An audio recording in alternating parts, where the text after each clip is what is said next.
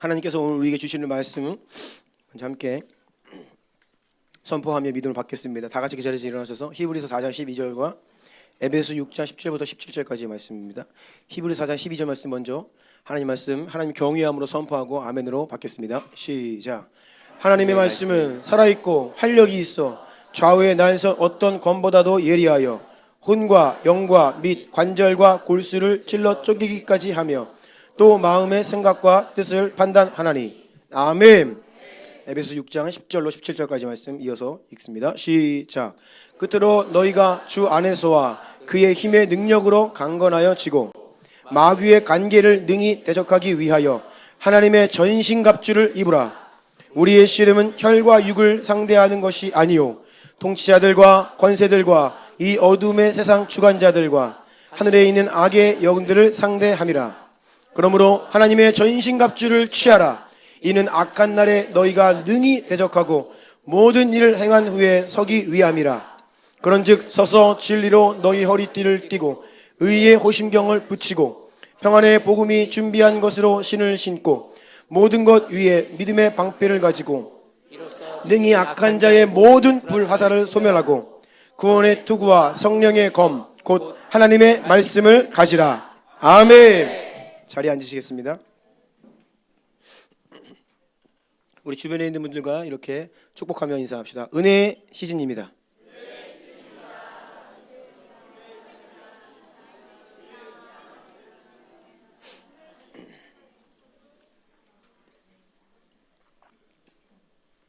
계속 하나님 말씀을 반복해 선포합니다. 은혜의 때는요, 하나님께서 우리의 기도를 들으시고 응답하시는 때이고 하나님께서 영혼들을 구원하시는 때입니다. 네, 하나님이 그 일을 지금 행하고 계십니다.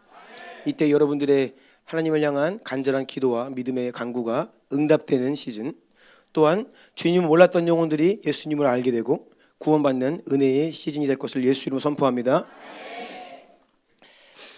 본래 오늘은 우리 교회의 12주년 되는 날입니다. 원래 우리가 2013년 3월 3일 3월 첫 주일 예배를 시작으로 우리 시작되었고요.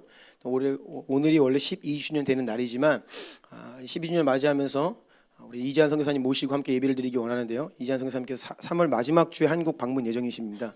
그래서 부탁을 드렸습니다. 한 주만 일찍 와달라고. 그래서 그게 이제 3월 셋째 주입니다. 3월 셋째 주일 날을 우리 12주년 감사 예배 날로 정하고 그 주일에 함께 선교사님 모시고 우리가 감사 예배를 드리기를 원합니다. 오늘 말씀도 지난주와 같이 전반부와 후반부로 나뉩니다. 제가 지금 고민이 많습니다. 전반부만 하고 끝낼지 후반부까지 이어갈지 그것은 여러분의 상태에 따라 제가 또 성령을 감동을 따라 절반만 하고 끝낼지 다 할지 좀 두고 보겠습니다. 전반부는 오늘 본문 말씀 중심으로 하나님 주신 마음들을 나누고 후반부에는 지난 몇 주간 걸쳐서 계속 반복해서 말씀드렸던 초대교회 성도들이 특별히 영적 아버지들 교부들이 어떻게 성경 말씀을 읽었는지 방법, 구체적인 방법 12가지 방법이 있습니다. 지난주에는 그들이 성경 말씀을 어떠한 믿음으로 신앙 고백을 했는가, 말씀을 어떻게 대했는가에 대한 원론적인 부분이고, 그래서 그들은 구체적으로 어떻게 성경을 읽기 했는지 12가지 방법들을 소개해 드리려고 하는데요. 이것이 후반부입니다. 졸지 마시고 깨어서 잘 믿음으로 따라오시기 바라겠습니다. 언서처블 글로리 6번째 시간입니다. 함께 제목 읽겠습니다. 시작. 살아있고 능력으로 역사하시는 하나님의 말씀으로 완전히 무장해야 합니다. 아멘. 아멘. 이러한 제목으로 하나님 말씀을 나누겠습니다. 오늘 본문 에베소서 6장 10절 이하의 말씀은 결국 성도들은 지금 전쟁을 하고 있다, 우리는 지금 전시 상황이다 라는 말씀을 하고 있습니다. 그런데 이 전쟁은 혈과 육을 상대로 어떤 나라를 대상으로 총 들고 싸우는 전쟁이 아니라 우리의 적군이 있는데 적군은 사람이 아니라는 거예요. 영적인 존재들과의 전쟁이다. 그래서 영적 전쟁이다. 이 말씀을 오늘 에베소 말씀이 우리에게 하고 있습니다. 따라서 이 말씀은요, 성도들이란 모든 성도들은 우리 한번 따라 볼까요? 모든 성도는 그리스도의 제자이다. 아멘. 여러분은 예수님의 제자이십니까? 지체 없이 나는 그리스도의 제자입니다 라고 믿음으로 대답할 수 있어야 합니다. 성도와 제자가 구분되어 있는 것이 아니에요. 모든 성도는 예수의 제자입니다. 그런데 모든 성도가 예수님의 제자일 뿐 아니라 또한 따라하시겠어요? 모든 성도는 하나님 나라의 군대다. 아멘.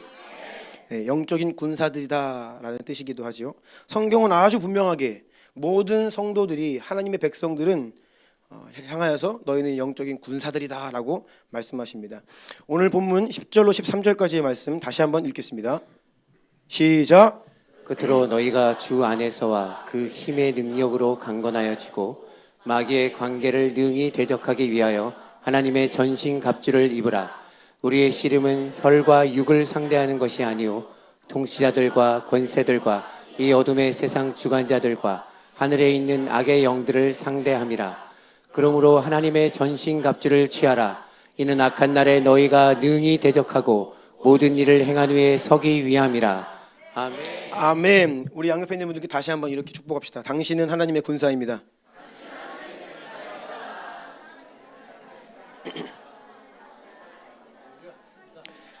다시 한번 축복합시다. 우리는 하나님 나라의 군대입니다.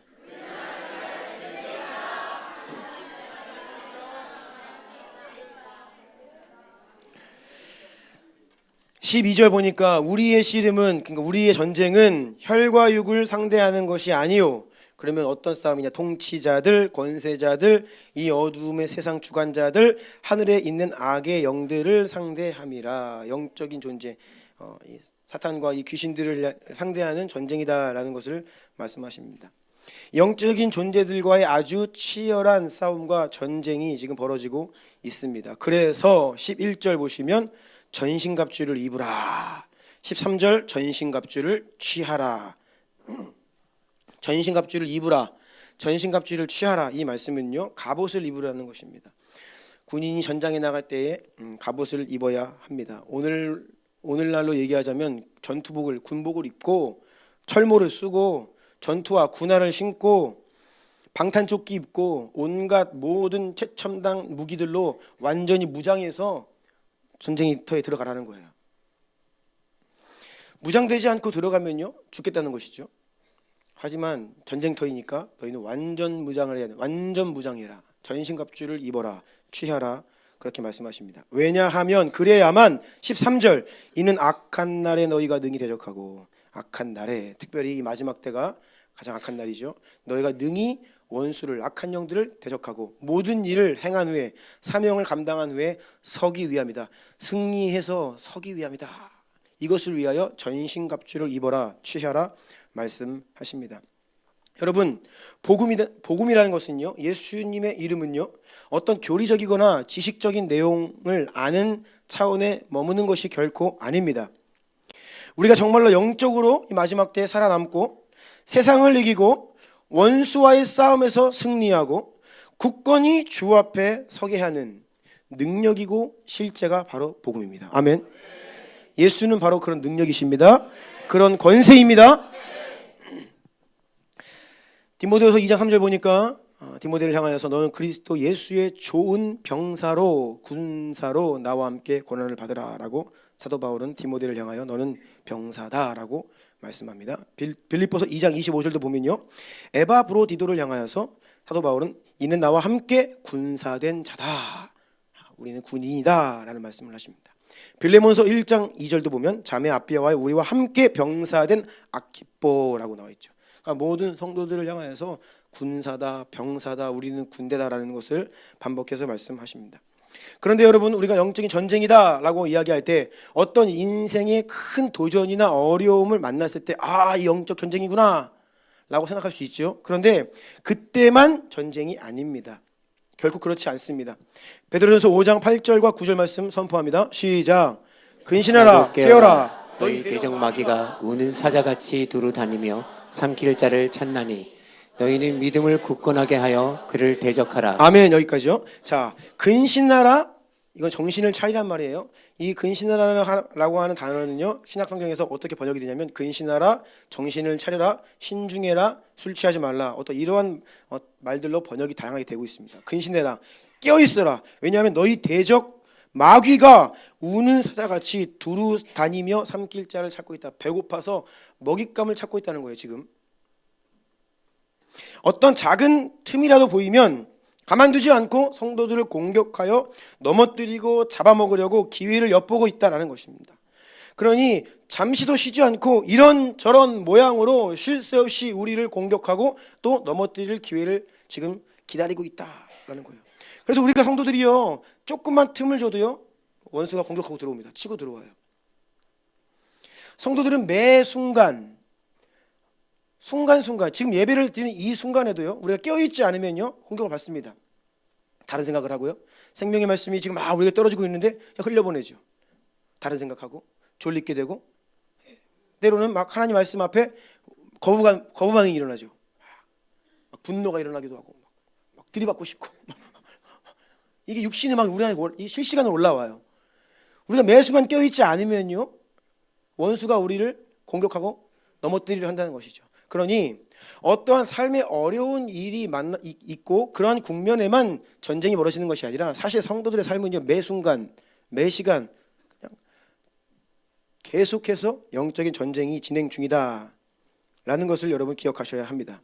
그래서 근신하라 깨어있으라 말씀하십니다. 그리고 9절 보니까 믿음을 굳건하게 하여 그를 대적하라. 여러분의 믿음을 굳건하게 하십시오.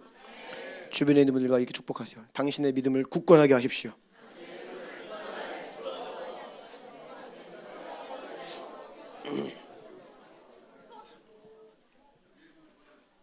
우리가 이 땅을 살아가는 매 순간 어디에서 무엇을 하든지 그 모든 일들이 사실은 영적인 싸움이고 전쟁이라는 것입니다. 교회 공동체도요 은혜의 시즌, 지금 은혜의 시즌입니다. 은혜의 때가 있습니다. 그런데 이때에도 여러분 우리가 영적인 전쟁 중이라는 사실을 잊어서는 안 됩니다. 은혜가 큰 만큼 사탄은요 원수는요 시기 질투하거든요. 은혜가 임하는 걸 제일 싫어해요. 한 영혼이 주님께로 돌아가는 걸 제일 싫어해요. 교회가 하나님의 은혜로 막 흥황하는 것을 너무나 싫어해요. 막 이를 갈고 있어요. 그래서 은혜가 큰 만큼 악령의 역사도 큽니다. 공격이 커요. 역사가 큰 만큼 어려운 일이 많습니다. 우리 교회가 여기 삼산동으로 이사 올 때도요 큰 은혜였죠. 홍해가 갈라지는 것을 경험했죠. 그런데요 그때 되돌이켜 보면요 엄청나게 많은 일들이 있었습니다. 성도들 안에 또 관계 속에 크고 작은 어려움들, 막 충동들, 그래서 또 많은 영혼 떠나기도 하고 막 이런 일들이 있어요. 은혜가 있을 때 원수가 우리를 그냥 방관하지 않는다는 거예요. 오히려 우리가 조금 전문 용어로 삐리하면 내버려둬요. 그냥 쟤는 그냥 더 가만둬도 괜찮다. 알아서 그냥 하나님을 적당히 멀리하고 하나님과의 적당히 거리 유지하면서 사니까 쟤는 둬라. 근데 언제가 이제 비상등이 켜져요? 원수가 우리가 하나님을 막 알아가기 시작하면 하나님과의 거리가 좁혀지는 거예요. 막 갑자기 교회를 가, 새벽 기도를 결단해, 갑자기 안 나가던 교회를 가고 해. 갑자기 성경을 읽고 갑자기 기도를 하고 그러면요 쟤 왜 저래? 이상하다. 안 되겠다. 그런 거 가만두지 않는다는 거예요. 그러니 은혜 받고 교회에 나와서 접붙임을 되려고 할 때 반드시 어려움이 있어요. 저는 우리 한 성도가 우리 교회에 딱 와서 등록을 딱 하면 이제 딱 보입니다. 아이고 머지않아 큰 어려움이 한번 오겠구나. 그래서 미리 경고를 하지요. 경고를 합니다. 어려움이 옵니다. 거쳐야 됩니다. 그래서 반드시 그 어려움을 통과해야 그 다음 단계의 깊이로 접붙임으로 들어갈 수 있는 것이죠. 따라서 우리가 조금만 방심하면요 원수에게 공격을 당하고 아주 그 전쟁의 양상이 더 치열해집니다. 사단 마귀는요 뭘 제일 좋아하냐? 성도들이 서로 싸우는 걸 제일 좋아합니다. 성도들이 서로의 어떤 말과 행동으로 서로에게 상처받는 거, 시험 드는 거 제일 좋아합니다. 그래서 막 교회가 나뉘고 끼리끼리 당짓고, 여러분 제발 부탁입니다. 상처받지 마십시오. 네, 제발 부탁해요. 상처받지 마십시오. 네. 우리가 상처를 안 주면 참 좋은데, 예수님처럼 되면 좋은데 우리가 다 부족해요. 다 하자가 있습니다. 그래서 나는 그러고 싶지 않은데 나도 모르게 상대방에게 상처가 되는 말을 할 수 있고 행동을 할 수 있어요. 때로는 하나님 은혜 주시면 그걸 깨달을 수 있죠. 그래서 회개하고 돌이킬 수 있는데 또 많은 경우에는 내가 그렇게 상처 준지도 몰라요. 저 형제가 저 자매가 나 때문에 힘들어하는지도 몰라. 많은 경우에. 그러니 여러분 제발 상처받지 마십시오. 믿음의 방패를 드십시오. 전신갑주를 취하십시오. 원수의 불화살을 소멸시키시기 축복합니다. 특별히 부탁드리는 것은 저에게 상처받지 마십시오. 제가 성격이 하자가 많아서. 저는 제가 이렇게 몸이 건조하고 냉랭한 사람인지 잘 몰랐어요. 저는 굉장히 이게 사랑이 많고 따스한 목회자인 줄 알았어요. 근데 이게 자꾸 이렇게 건너 들려오는 소문에 의하면 목사님이 냉정하다, 차갑다 이런 얘기가 있더라고요. 죄송합니다. 노력하겠습니다. 일부러 그러는 건 아니고요. 어쩌다 보니까 저도 연약해서 그렇게 되는데요. 용서해 주시고 저로 인해서 시험에 들지 마시기를 축복합니다. 네. 한국교회는 그동안에 참 다툼과 분열의 역사라고 할 만큼 참 많은 아픔이 있었습니다. 정말 교회 안에 말하기 부끄러운 그런 일들이 너무나 많았습니다. 교단들이 싸우고 분열하고 갈등하고. 제가 보니까요, 몇 년 된 통계이긴 한데 우리나라에 등록되어 있는 우리나라 교단, 개신교 교단 수가 300개가 넘습니다. 특별히 우리가 속해 있는 예장 합동 대한예수교 장로회란 이름으로 거의 200개 가까이 교단이 있습니다. 그 말은 무엇이냐? 분열을 싸우고. 그러니까 처음에 신사참배 문제로 고신 측과 장로교가 분열하죠. 처음으로요. 그 WCC 가입 문제로 통합과 우리 합동이 분열합니다. 그 이후로 계속된 분열의 역사를 걸어왔습니다. 분열이 있다는 것은요, 그 안에 아주 치열한 다툼이 있어요. 싸워요. 교회 안에 싸움이 벌어지면요, 자기가 하나님 편이고 상대방은 원수래, 사탄이래요. 근데 그거를 각기 주장합니다. 이런 일들을 저는 너무나 많이 보았어요. 원수가 한번 이렇게 시험을 틈타가지고 교회 장난치기 시작하면요, 교회가 너무나 아파하고, 아니 악한 형들과 전쟁을 해야 되는데 성도들끼리 서로 싸워요. 이런 일들이 너무 많다는 거예요. 왜 그럴까요? 왜일까요? 근신하지 못하기 때문입니다. 정신 차리고 있지 못하는 거예요. 정신 놓고 있는 거예요. 그냥 뭐 잘 될 줄로 그냥 은혜가 있으니까 그냥 저냥 사는 거예요. 그러면 당합니다. 근신하고 깨어 있어야 되고 믿음을 굳건하게 세워야 합니다. 믿음이 약하면 당합니다. 믿음이 약하면 치고 들어와요. 그리고 우린 계속해서 악한 형들을 예수 이름으로 대적해야 됩니다. 아멘. 대적하라. 그가 피하리라. 대적해야 돼요.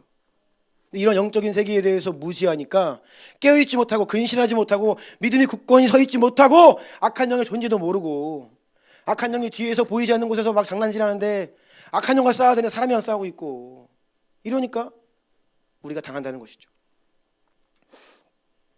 우리가 항상 근신하여 깨어있다라는 것은요, 늘 지금 나는 영적인 전쟁을 하고 있구나, 나는 군사다, 군인이다, 이 사실을 잊지 않는 것입니다. 아멘. 다시 한번 옆 사람을 깨워주세요. 당신은 군인입니다.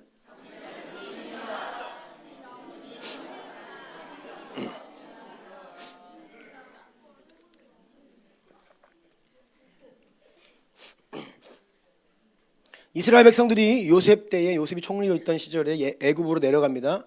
일가족 70명이 내려갔는데 이제 요셉을 알던 왕이 죽고 이제는 요셉을 알지 못하는 새 왕들이 일어나면서 어떻게 됩니까? 이스라엘 백성들을 노예로 부리기 시작하죠. 그들이 너무나 번성하고 커지니까 그것을 경계한 나머지 이제 압박을 하기 시작합니다. 노예 삼아서 무려 400년을 부려먹습니다. 400년을. 여러분, 400년을 노예로 지냈다. 이게 보통 문제가 아닙니다. 뼛속까지 노예입니다. 나는 태어나면서부터 노예였어요. 한 번도 노예 이외에 다른 일을 해본 적이 없어요. 태어나면서부터 노예였어요. 평생 노예로 살았어요. 우리 아버지도 어머니도 노예였어요. 할아버지도 할머니도 노예였어요. 증조할아버지, 고조할아버지 언제부터 노예인지도 몰라요. 400년을 거슬러 올라가야 돼요. 이거는요, 여러분, 오늘날에 제가 보니까요, 지금 있는 국가들 중에 400년 이상 역사를 가진 나라가 20개국이 안 돼요. 근데 국가들마다 자기들 나라의 어떤 정체성이 있거든요. 우리 민족은 어떤 이런 민족이야, 어떤 그런 뼛속까지 그 정체성이라는 게 있어요. 그런데 400년을 넘게 노예 생활을 했다. 이거는 그냥 노예예요. 이거는 고칠 수가 없어요. 그냥 노예 끝까지.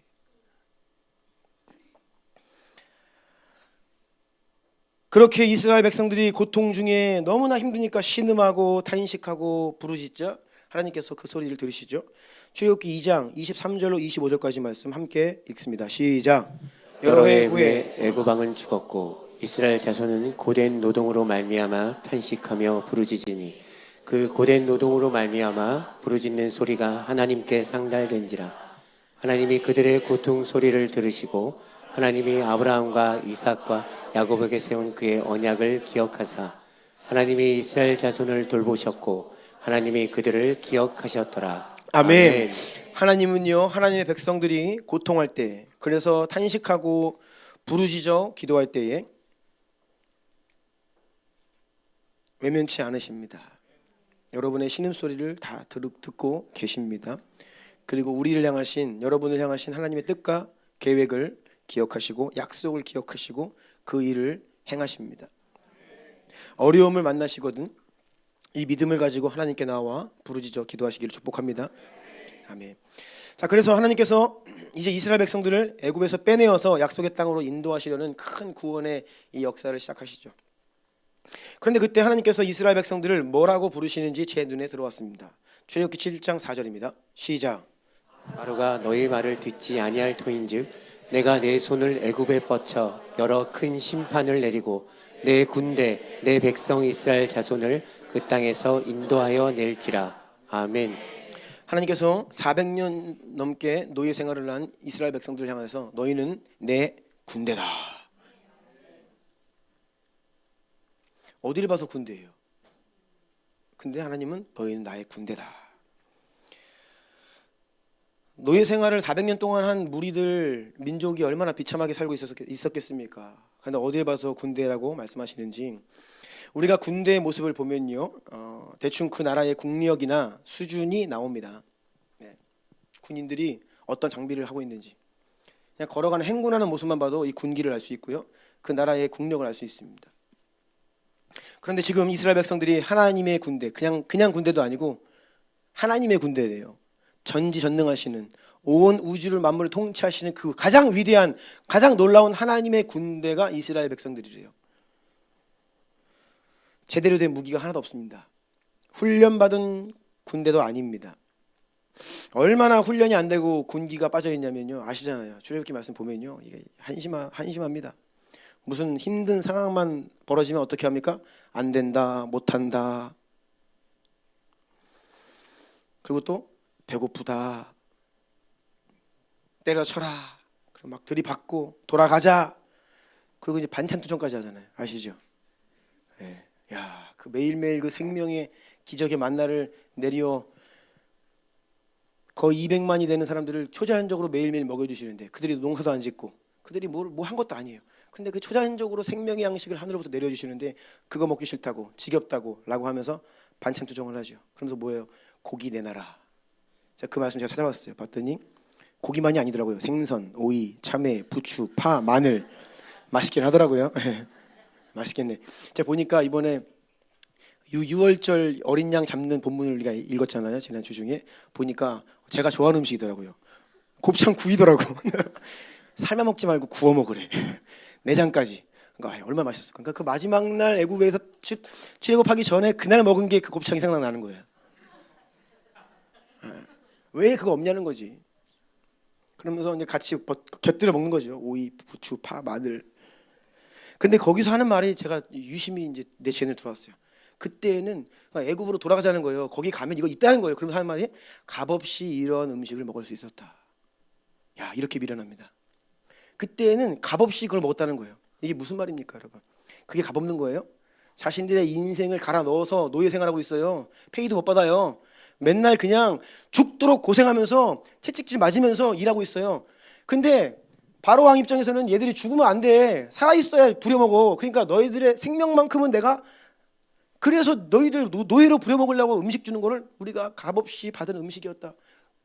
이게 뭔 소리예요? 감옥에 갇혀있다가 자유의 신분이 되었는데 그 말하고 있는 거예요. 아, 감옥에서는 밥을 줬다는 거야. 다시 들어가겠다는 거예요. 이런 말도 안 되는 불평을 하는 것이 이스라엘 백성들의 영적인 상태였습니다. 그런데 어떻게 이러한 오합지졸도 이런 게 없어요. 그런데 하나님이 이들을 향하여서 너희는 나의 군대다. 그러니까 하나님이 믿음이 제일 대단하셔.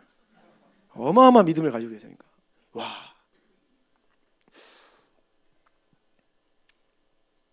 사람의 눈으로 보면 형편없는 노예입니다. 하지만 하나님은 군대라고 말씀하십니다. 너희는 전쟁에 나가 싸울 군대다, 군사다라고 말씀하세요.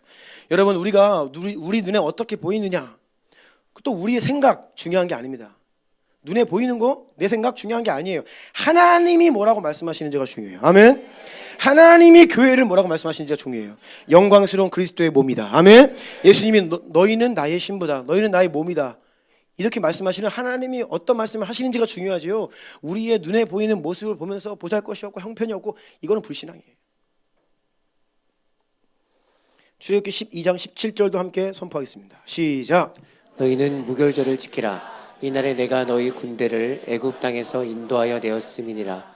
그러므로 너희가 영원한 규례로 삼아 대대로 이날을 지킬지니라. 아멘. 40절과 41절도 읽습니다. 시작. 이스라엘 자손이 애굽에 거주한 지 430년이라. 430년이 끝나는 그날에 여호와의 군대가 다 애굽 땅에서 나왔은즉. 아멘. 나의 군대다, 여호와의 군대다라고 계속 말씀하십니다.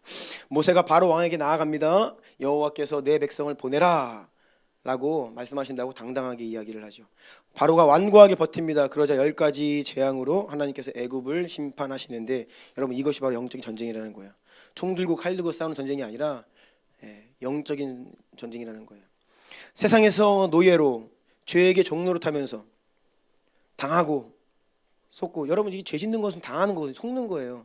당장 이것을 하면 좋아요, 좋을 것 같아요, 약간의 만족이 있지요. 근데 그것을 하면서 내 영혼이 팔려가는 거예요. 속는 거죠. 죄를 짓는 것은 속는 거예요. 그렇게 원수에게, 사탄에게 속아서 죄의 종 노릇하며 살고 있는, 비참하게 살아가는 사람들을 구원해내는 일은 아주 치열한 영적 전쟁입니다. 모세가 바로에게서 이스라엘 백성들을 구출해내는 것과 같은 영적 전쟁이에요. 그래서 우리는요, 그냥 우리의 힘으로 할 수 없죠. 하나님께서 그 지팡이를 들려주십니다. 하나님의 권위를 상징하죠. 예수의 이름과 능력. 아멘. 예수의 이름과 능력. 그 예수의 이름을 가지고, 그 능력을 가지고 악한 영의 결박을 파쇄하고 바로의 완고함을 파쇄하고 영혼들을 건져내야 됩니다. 이것이 바로 우리가 영적인 군대다라고 말씀하시는 이유예요. 자, 인류 역사는요, 첫사람 아담의 범죄 이후에 예수님께서 앞으로 곧 이 땅에 다시 오시는 그날까지, 그 역사가 굉장히 길죠. 근데 그 모든 역사가 전쟁이에요. 한순간도 전쟁이 아닌 적이 없습니다. 평온한 때가 없어요. 그러니까 그냥 눈에 보이는 세상도 전쟁이 많은 겁니다. 전쟁이 끊이지가 않아요. 인류 역사상 전쟁이 없던 적이 없습니다. 어딘가에서는 누군가가 치고받고 싸우고 죽이고 항상 전쟁이 있어요. 영적인 세계에서도요, 인류 역사는 늘 전쟁터였다는 거예요. 주인이 바뀌었습니다. 원래 하나님께서 이 땅을 창조하시고 이 땅을 다스리시고 하나님의 형상대로 지음받은 사람에게 그 권위를 주셔서 위임하셔서 하나님이 주인이신 이 땅이었어요. 그런데 주인이 바뀌었지요. 죄로 인해 사탄이 지금 주인 노릇하고 있습니다. 에베소서 2장 2절입니다. 시작. 그때 너희는 그 가운데서 행하여 이 세상 풍조를 따르고 공중의 권세 잡은 자를 따랐으니 곧 지금 불순종의 아들들 가운데서 역사하는 영이라. 아멘. 세상 풍조가 뭐예요? 이 세상이 지금 잘못되어 있다는 거죠. 공중 권세 잡은 자, 지금 여기 이 세상에 누가 잡고 있느냐? 악한 영이 잡고 있는 거예요. 불순종 아들들 가운데 역사하는 영. 불순종의 아들들이 뭐예요? 모든 세상의 사람들을 이야기합니다. 주인이 바뀌었어요. 사탄이, 악한 영들이 주인 노릇하고 있습니다. 마태복음 4장 8절 9절 보면요, 마귀가 예수님께 아주 당돌하게 이렇게 얘기합니다. 시작. 마귀가 또 그를 데리고 지극히 높은 산으로 가서 천하 만국과 그 영광을 보여 이르되 만일 내게 엎드려 경배하면 이 모든 것을 내게 주리라. 아멘. 천하 만국과 그 영광을 다 보여주는데 이게 누구 거예요? 사탄의 거예요. 예수가 없는 곳에 있는 인간의 문명, 예수가 없는 곳에 있는 인간의 테크놀로지, 사람들의 예술, 문화, 이 모든 것들은 다 하나님께 안 가고 원수에게 가는 영광이에요. 그러니 세상을 쫙 보여주면서 나에게 경배하면 다 주겠다, 내 거라는 거야. 사탄이요. 예수님한테 당돌하죠. 그러니까 지금 주인이 바뀐 거예요. 이 세상이 지금 사탄이 왕노릇하고 있어요. 그런데 하나님께서는요, 저와 우리를 불쌍히 여기사 그냥 그 가운데 멸망당하도록 내버려 두지 않으시고 이 땅을 다시 회복시키겠다. 아멘. 이 땅을 다시 수복하겠다. 아멘. 빼앗겼지만 다시 되찾겠다. 그 선언을 하신 거예요, 하나님께서. 그러니까 지금은요, 그 인류 구원, 인류 회복, 이 구속사라고 하죠, 거대한 프로젝트가 진행 중입니다. 그러니까 원래는 하나님의 땅이었는데 원수가 그 땅에 치고 들어와서 지가 지금 왕노릇하고 있어요. 그 빼앗긴 땅을 하나님이 다시 원상복구시키겠다, 다시 전쟁 치러서 되찾아오겠다 선언하시고, 예수님 보내시고 십자가 죽으시고 부활하심으로 그 승리의 발판을 마련하시고, 이제는 교회와 성도들 통하여서 지금 그 전쟁을 하고 계신 거예요. 아멘. 우리가 전쟁 중에 있다는 거예요. 이게 얼마나 거대한 구원 프로젝트냐면요, 출애굽기 보면요, 이 출애굽의 이것도 큰 프로젝트잖아요. 근데 그것은요, 하나의 스토리예요. 그 큰 거대한 프로젝트 하나의 일부분일 뿐이에요. 하나님이 지금 말도 안 되는 인류 전 역사 가운데 이 계획하신 구원 역사를 행하고 계십니다.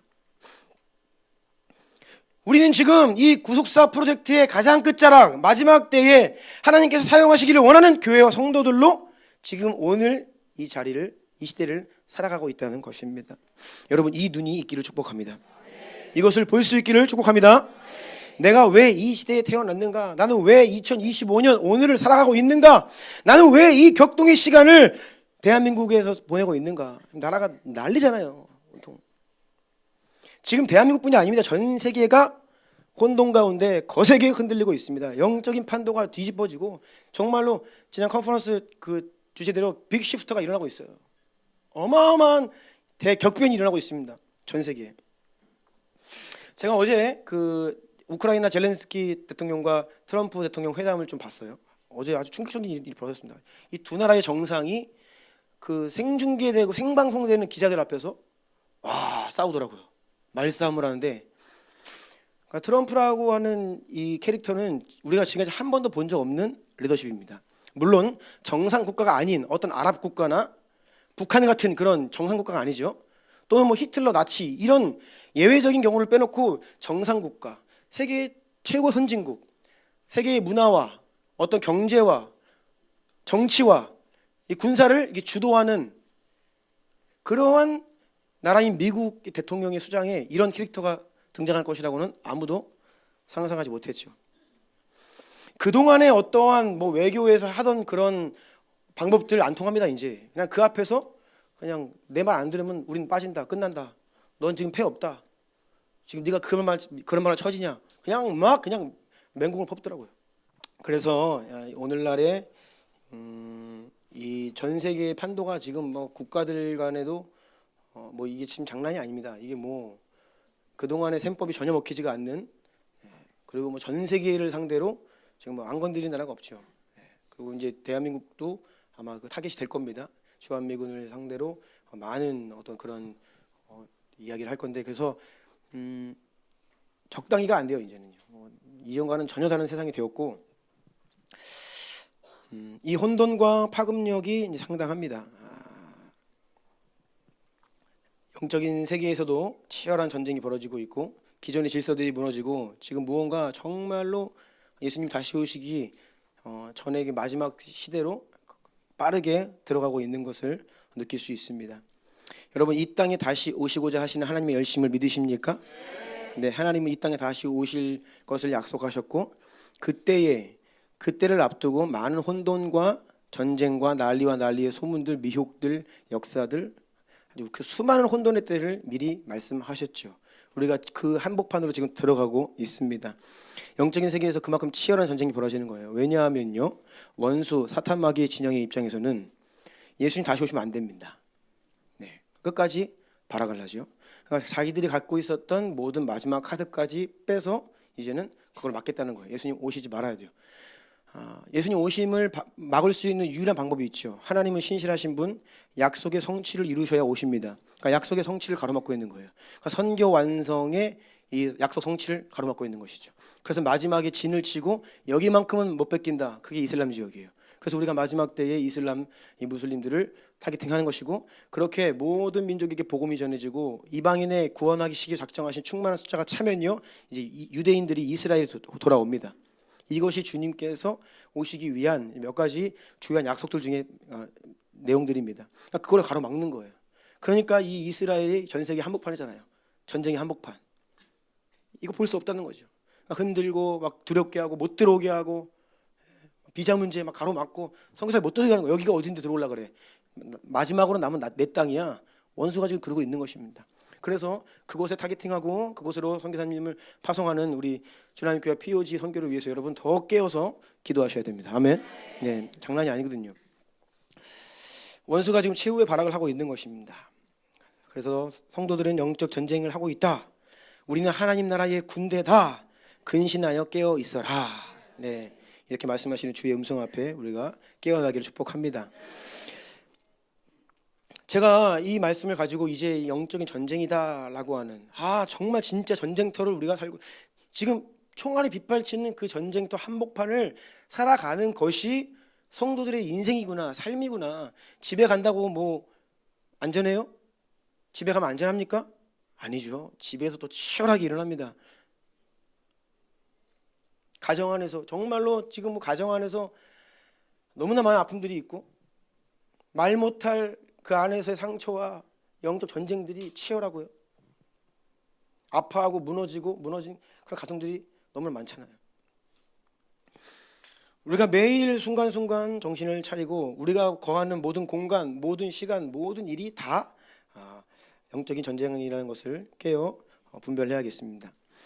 지난 주 중에 우리 백전선께서 이제 말씀을 나누실 때에 이제 마태복음 25장에 양과 염소의 이제 비유에 대해서 말씀하셨죠. 마지막 때 우리가 심판대 앞에 섰을 때에 양은 오른편에, 염소는 왼편에. 그 양에게는 영생의 축복을 선포하시고 염소들에게는 영벌의 저주를 선포하세요. 그러면서 그 근거가 무엇이냐면 내가 헐벗을 때에 너희가 나를 입혔고 내가 갇혔을 때에 너희가 나를 병문안하였고 내가 배고플 때에 너희가 나를 입혔다. 그러면서 의인들에게 구원받을 영생을 선포하는 그 하나님 백성들에게 고맙다. 내가 아플 때 너희가 나를 돌봐줬다. 그러니까 의인들이 제가 언제 하나님을 그렇게 했어요? 지극히 작은 자에게 한 것이 곧 내게 한 것이다. 그런 말씀을 하시거든요. 그래서 마태복음 25장 45, 46절을 한번 같이 읽겠습니다. 시작.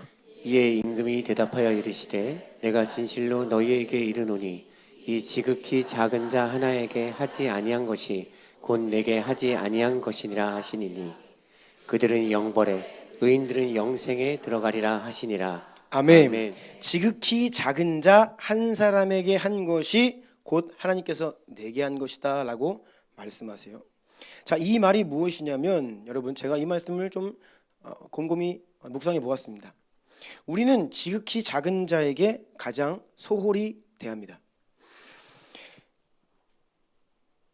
소홀히 대하는 게 아니라 지극히 보잘것없는 자에게는 나의 원래 모습이 드러납니다. 나의 본래 모습은 우리가 겉으로는 다 교양인들 같고 예의 있어 보이고 믿음도 좋아 보일 수는 있지만 정말로 약한 자, 가장 약한 자 그 한 사람을 대하는 나의 태도와 방식이 진짜 내 모습이에요. 우리가 큰 사람 앞에 서면 잘못한 사람이 드물죠. 뭐 인생 포기한 사람은 뭐 그럴 수 있습니다. 그렇지만 우리가 큰 자 앞에 가서는요 그렇게 하지 않아요. 조심합니다. 경거망동하지 않습니다. 높은 사람 권위자 앞에서 자기 성질 부리고 제멋대로 하는 사람들은 거의 드물죠. 없습니다. 하지만 약한 자에게는 우리의 본 모습이 나옵니다. 그래서 부모님들이 자녀들 너무 약하잖아요. 아이들이 말도 못하고 자기 의사표현도 못하고 연약해요. 그러니까 부모의 가장 연약한 모습이 자녀들에게 나타나요. 그래서 그 누가 연약함을 잘 압니까? 자녀들이 제일 잘 알죠. 부모님의 연약함을. 할리우드 배우인 이 모건 프리만이라는 분이 이런 얘기를 했더라고요. 있는 그대로 읽어드릴 테니까 좀 기분 나빠하지 마시고요. 좋은 사람과 쓰레기를 구분하려면, 그러니까 사람을 쓰레기라고 표현하는 거, 좋은 사람과 쓰레기가 있다는 거예요. 근데 그에게 착하고 상냥하게 대해 주어라. 그러면 좋은 사람은 당신에게 보답하려 애쓰겠지만 쓰레기들은 슬슬 가면을 벗는다. 이런 말을 했어요. 그냥 잘 대해주라는 거예요. 상냥하게 잘 대해주면 세상은요 바보로 알죠. 호갱이네. 연약해 보이는 거죠. 착하고 잘해주면요. 그러면 슬슬 자기 가면을 벗는다는 거예요. 그렇게 해서 인간관계를 구별해라. 그런 말을 했더라고요. 세상은요 착해 보이면 약해 보이면 바보 같아 보이면 우리는 다 그래요. 그냥 내 본색대로, 내 본성대로 대합니다.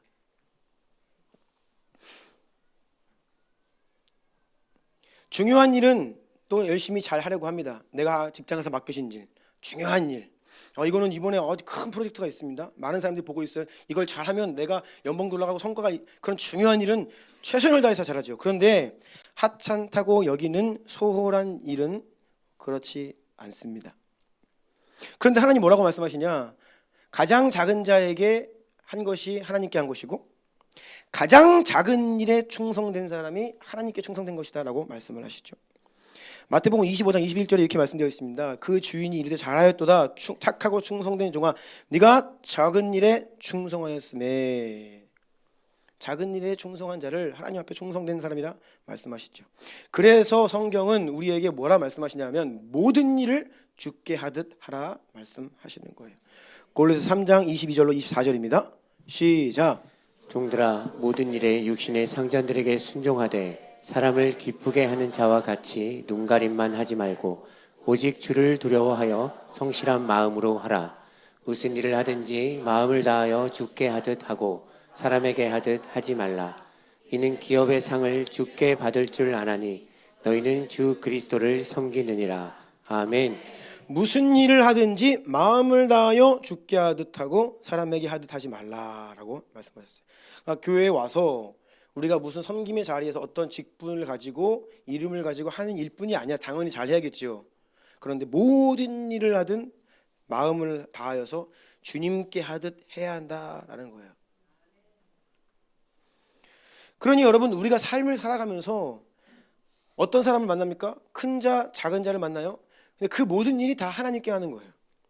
많은 일을 합니다. 중요한 일도 있고 그냥 매일 반복되는 하찮아 보이는 일도 합니다. 근데 그 모든 일들이 하나님께 하는 거예요. 그래서 저는요, 이것이 영적 전쟁이구나. 깨어있지 않으면 영적 전쟁에서 지는구나. 작은 자라고 하여서 하찮은 일이라고 하여서 내가 함부로 하면 하나님께 하는 거거든요. 그럼 영적 전쟁에서 지는 거죠. 하나님이 받으실 수가 없는 거예요. 그 사람의 인생을.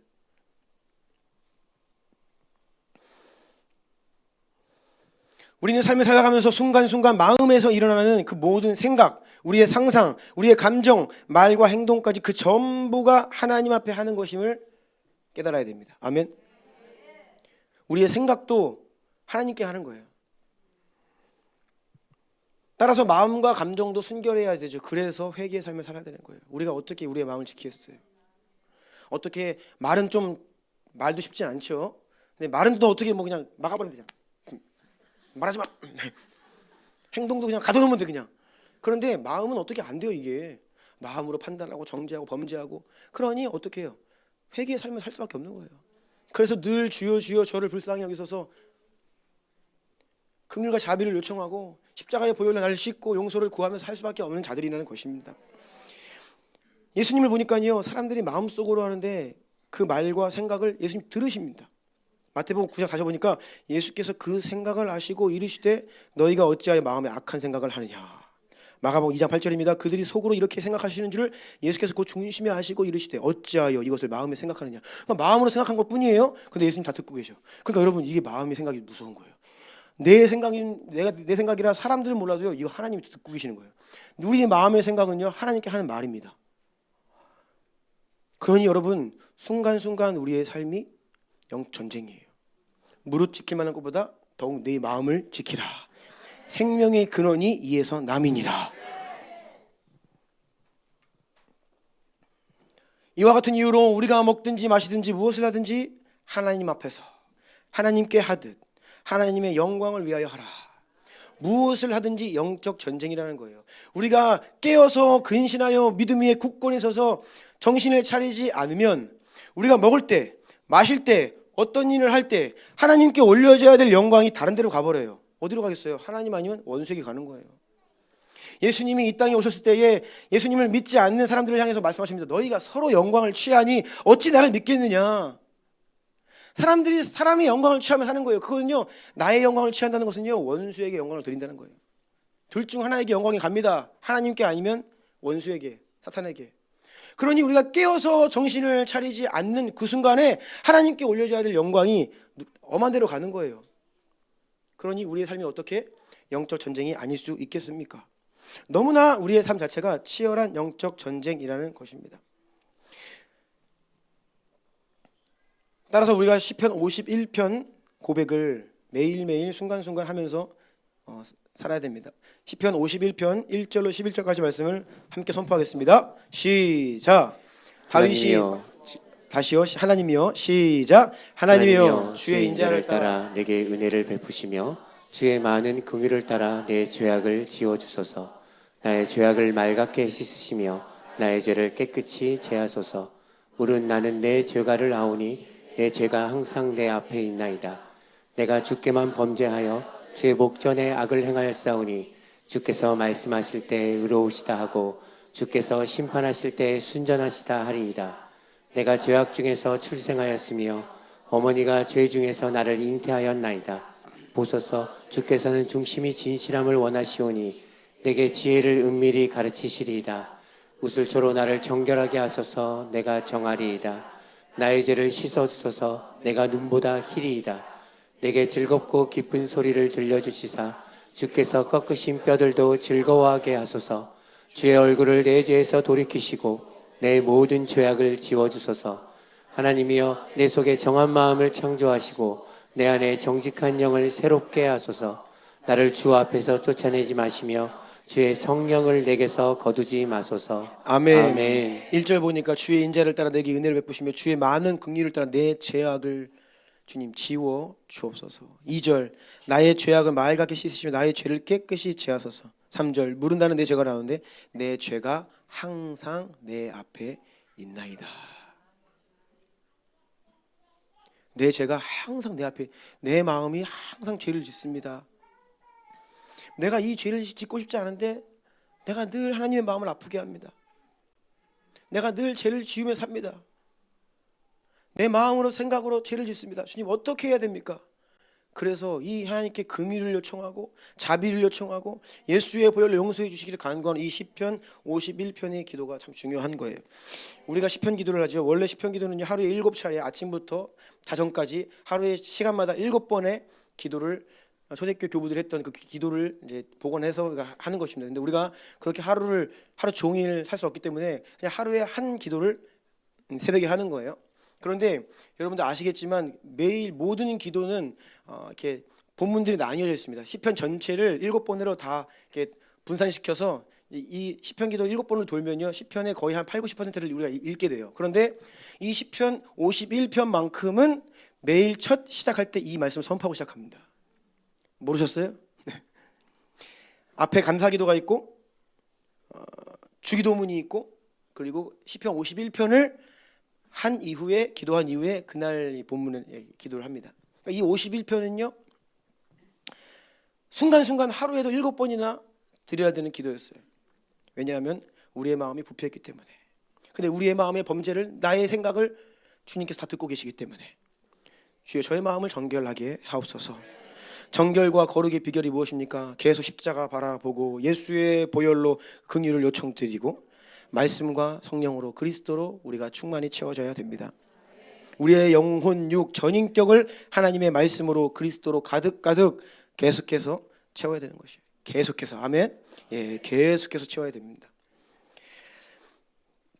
그래서 오늘 본문 에베소 6장 10절로 17절까지 다시 한번 보겠습니다. 끝으로 너희가 주 안에서와 그의 힘의 능력으로 강건하여지고 마귀의 관계를 능히 대적하기 위하여 하나님의 전신갑주를 입으라. 우리의 씨름은 혈과 육을 상대하는 것이 아니요 통치자들과 권세들과 이 어두움의 세상 주관자들과 하늘에 있는 악의 영들을 상대함이라. 그러므로 하나님의 전신갑주를 취하라. 이는 악한 날에 너희가 능히 대적하고 모든 일을 행한 후에 서기 위함이라. 아멘. 14절부터는 다 함께 읽습니다. 시작. 그런즉 서서 진리로 너희 허리띠를 띠고 의의 호심경을 붙이고 평안의 복음이 준비한 것으로 신을 신고 모든 것 위에 믿음의 방패를 가지고 이로써 능히 악한 자의 모든 불화살을 소멸하고 구원의 투구와 성령의 검 곧 하나님의 말씀을 가지라. 아멘. 14절. 그런즉 어떻게 전신갑주를 취하고 입느냐? 진리로 허리띠를 띠어라. 의의 호심경을 붙여라. 네. 우리 의가 누구이십니까? 예수 그리스도예요. 아멘. 진리의 말씀으로 허리띠를 띠고 말씀이신 그리스도로 호심경을 붙이고 평안의 복음이 준비한 신발을 신고 믿음의 방패를 들어서 원수의 불화살을 소멸해. 믿음이 무슨 믿음이에요? 하나님의 말씀을 믿는 믿음이죠. 그리고 성령의 검을 가져라. 이것은 곧 하나님 말씀이다. 그러니까 하나님의 말씀, 살아있는 말씀, 말씀이신 그리스도로 전신갑주를 완전 무장하라는 말씀이에요. 아멘. 이것만이 이 마지막 악한 날에 우리가 능히 대적하여 승리할 수 있는 방법임을 주님께서 말씀하셨습니다. 그래서 전신갑주를 입는다는 것은 예수로, 말씀으로 옷을 입어라, 이 말씀입니다. 로마서 13장 14절입니다. 시작. 오직 주 예수 그리스도로 옷 입고 정욕을 위하여 육신의 일을 도모하지 말라. 아멘. 아멘. 시대가 빠르게 변하죠. 내가 학부에서 그리고 조금 공부해가지고 또 전공을 이렇게 박사학위 받았습니다. 그거 가지고서 평생 가르치면서 사는 시대는 지났습니다. 옛날엔 그렇게 했죠. 교수님들은요, 본인이 의학과 가지고 배워오는 거 가지고선 평생 그 정년할 때까지 그냥 그거 가르치면서 사셨어요. 근데 지금 그렇게 하면 교수직에 살아남기가 힘듭니다. 지금 아이비리그 명문 강의들이 다 올라와 있어, 온라인에요. 사람들이 모르는 게 아닙니다. 이제는요, 과거에 배운 것 가지고 평생을 사는 시대가 아니라 계속해서 배워야 돼요. 끊임없이 배우고 업데이트 하는 사람만이 이런 학계에서 살아남을 수가 있습니다. 근데 우리 성도들의 삶이 마치 그와 같아요. 성도들이요, 정말로 어떻게 승리하며 살 수 있냐, 언제 과거에 저기 신학교 가가지고 성경 많이 공부했고, 과거에 내가 많이 읽었고, 과거에 내가 성경 좀 잠겨 있었고, 과거에 내가 은혜 좀 받았고, 내가 과거에 성령 충만했고, 과거에 은사 받았고, 그걸로 평생을 살 수가 없어요. 한번 이렇게 선포합시다. 그날의 은혜는 그날의 조카다. 아멘. 우리는요, 매일매일 순간순간 살아가기 위한 은혜와 그 말씀의 능력을 실시간으로 그날 공급받아야 됩니다. 그래서 하루의 첫 시간에 하나님 앞에서 기도와 말씀으로 하루를 시작하는 게 너무 중요하고요. 틈만 나면 주의 이름 부르고, 예수의 이름 부르고, 말씀으로 나를 채우고, 아멘. 계속해서 그렇게 우리의 그 하나님 말씀을 우리를 정결케 해야 되는 거예요. 그럴 때 우리의 심령이 정결해지고, 때가 되면 그 말씀이 차고 흘러 넘치죠. 아멘. 계속 채워야 됩니다. 왜냐하면 하나님 우리를 통해 우리에게 은혜 주실 때는 그냥 은혜 주시는 게 아니에요. 너만 살아라가 아닙니다. 너 먼저 살고 받은 은혜의 생명을 나누며 살아라. 사명 주시는 거예요. 아멘. 은혜인은 언제나 사명이 함께 온다는 것이지요. 그러면 끝까지 평생 그 사명을 감당하기 위해서 과거의 은혜로 언제까지 살아요? 못 삽니다. 오늘 은혜, 오늘 구하며 살아야 됩니다. 매일매일 순간순간 은혜를 주님과 연결되어서 공급받아 순간순간 승리의 삶을 살아야 된다는 것이에요. 우리가 한번 주일에 구별된 시간에 나와서 예배 드리고 은혜 막 받고 세상에 가서 소진하는 것이 아니라, 여기에서 충만한 은혜와 도전을 받았으면 이제 세상으로 파송받았으니까 어디를 가든, 가정에서든 직장에서든 사업에서든 어디에서든지 모든 관계 속에서 주님과 연결되어서 주님의 공급하심을 받아서 그때그때 생명을 흘려보내야 됩니다.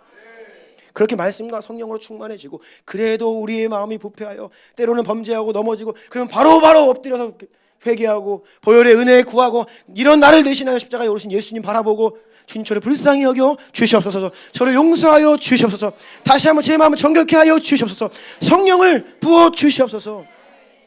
그러한 은혜를 의지하여 순간순간 살아가는 저와 여러분 되시기 축복합니다. 그래서 하나님은요, 성령님은요, 우리의 호흡과도 같은 분이에요. 계속 우리가 들이마시고 내뱉고, 들이마시고 내뱉고.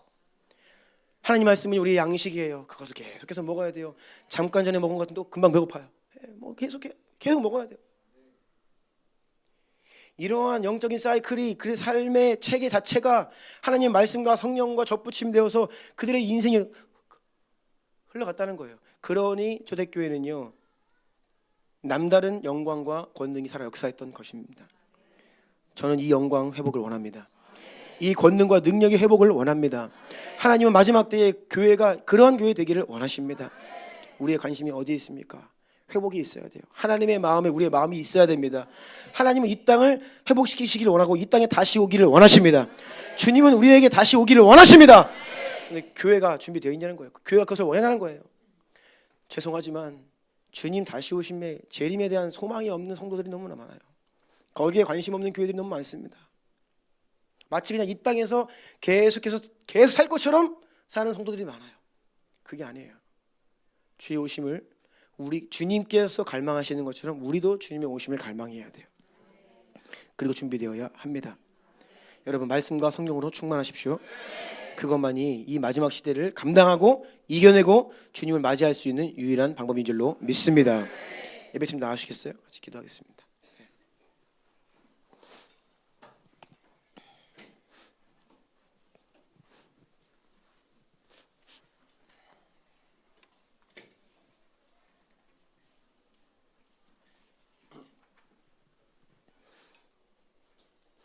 하나님의 말씀은 내 길의 빛이요 내 발의 등이다라고 하는 그 고백이요.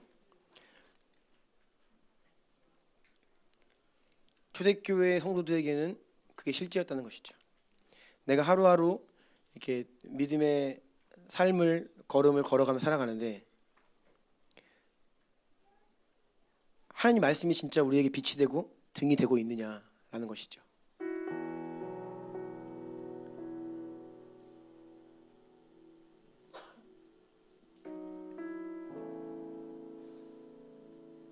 우리의 고백은 너무나 화려하죠. 주님 말씀하시면 어디든지 가겠다라고 고백하고 나의 전부를 주님께 드리겠습니다라는 그러한 고백을 서슴없이 합니다. 우리가 노래를 부르고 찬송을 하고 예수님이 나의 주인이시고 나는 당신의 종입니다, 노예입니다라는 고백도 주저없이 합니다. 근데 우리는요 너무나 말로만 주여 주여 하는 신앙을 살고 있어요. 하나님의 말씀이 예수 그리스도께서 나의 생명이시고 나의 전부이시다라고 말은 하지만 우리의 생활 속에 들어가 보면 부끄러운 고백이 되죠. 주님만이 나의 유일한 소망이다 이야기하지만 우리가 기대하는 이 땅의 소망이 너무나 많죠. 나의 간절한 기대는 하나님이십니다 라고 고백은 하지만 실상 우리의 삶 가운데는 그 말이 무색할 만큼 너무나 많은 이 땅의 것, 육신의 것, 때로는 세상 이 풍조와 조류에 휩쓸려서 하나님이 아닌 땅의 것을 구하며 살 때가 많다는 것이죠. 이제는요 우리의 신앙의 고백이 우리의 삶 가운데 실제가 되어야 되는 시대가 되었습니다. 네. 이제 하나님은 그것을 보기를 원하십니다. 너희의 과연 고백이 진짜이냐, 나를 향한 너희의 예배가 진짜이냐, 나를 향한 너희의 기도가 그 선포가 진짜냐, 주님은 그것을 확인하기를 원하세요. 그래서 마지막 때에 우리에게 어려운 시간들을 잠깐 허락하시는 겁니다. 어려움이 오면 진짜가 드러납니다. 힘든 일이 오면 우리 마음에 숨은 것이 드러납니다. 또 세상을 살면서 하찮아 보이는 일, 작은 자를 만날 때에 우리의 중심이 드러납니다. 우리는 과연 그 가운데 어떤 삶을 살고 있는가? 주님은 우리의 삶 전부를 예배로 받으시기를 원해요. 너희 몸을 하나님이 기뻐하시는 거룩한 산 제사로 드리라. 이것이 너희가 드릴 영적 예배니라. 우리가 수없이 고백하고 암송한 말씀이지만 과연 이 말씀이 우리 가운데 실제가 되고 있느냐? 주님은 그것을 묻고 계세요. 여러분 우리의 몸이 우리의 전부가, 영혼육, 우리의 생활 전부가, 우리의 삶 전부가, 우리의 미래까지도 주의 것이 되기를 원합니다. 그러기 위해서는요 말씀과 성령으로 충만해야 됩니다. 그리고 예수의 십자가 붙들고 매일매일 십자가 붙들고 예수 부르고 회개의 삶을 살아야 됩니다. 말씀과 성령의 사람이 되시기 축복합니다. 한번 기도할게요. 주님 저희에게 은혜 베풀어 주시옵소서. 우리가 어떠한 새로운 놀라운 지식이나 깨달음을 원하는 것이 아니라 하나님 우리가 그동안 너무나 많이 수없이 반복해왔던 주님을 향한 고백들, 습관처럼 고백했던 우리의 기도들, 말들, 이제는 하나님 삶으로 살아나게 하여 주십시오. 그 고백이 부끄럽지 않도록 가장 작은 자리에도 순간순간 예수님을 나의 주인으로 모시고 예수 바라보고 말씀과 성령을 따라 사는 가장 복된 생명이 흘러넘치는 삶이 되게 하여 주십시오. 그리하여 이 마지막 때의 어두움 악한 날에 우리가 능히 승리하여 주 앞에 굳건히 설 수 있도록 은혜 베풀어 주십시오. 또 이러한 마음으로 오늘 우리에게 주신 은혜 깨달음을 가지고 주님의 이름 3번 부르고 기도하며 나아갑니다. 주여!